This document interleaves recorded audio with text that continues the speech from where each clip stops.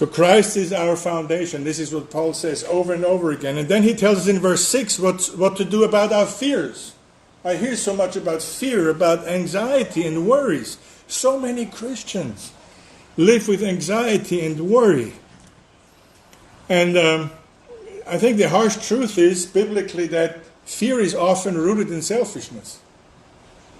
We're so concerned with our well-being that everything that could harm us will be magnified. And if we focus away from our fears, from our own well-being, if we forget about our circumstances and our well-being and begin to focus on the Lord Jesus Christ, the fears will be crowded out.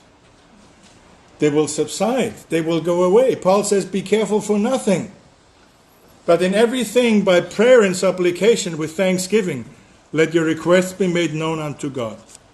I have dealt a lot with depression. I have banged my head against the wall why Christians have depression. Now, I'm leaving aside physiological reasons.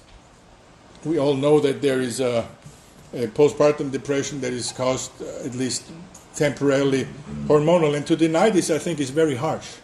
That there are indeed physiological triggers and contributors to depression and anxiety. I don't deny that.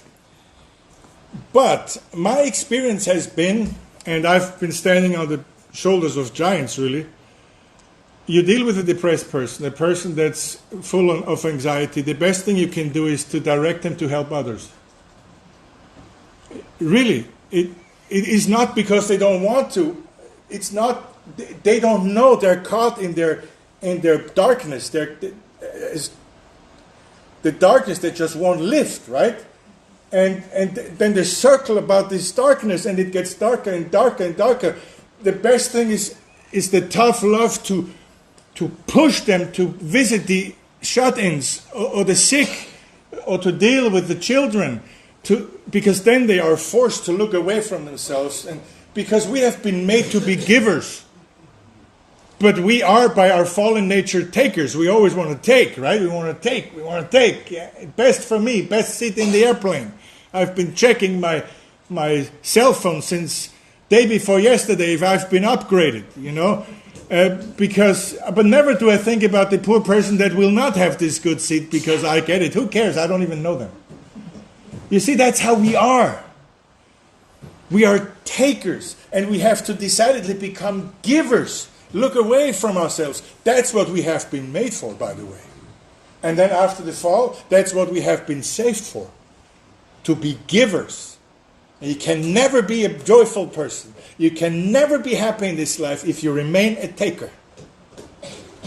I know it's a little cavalier to say, but try it for 1 week.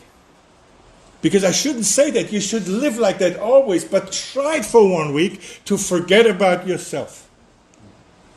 And then next week when you come back here, decidedly, then you come back here and then you tell your fellow Christians, your family here, tell them how your experience was. Then you will come into your own. That's what you were made for.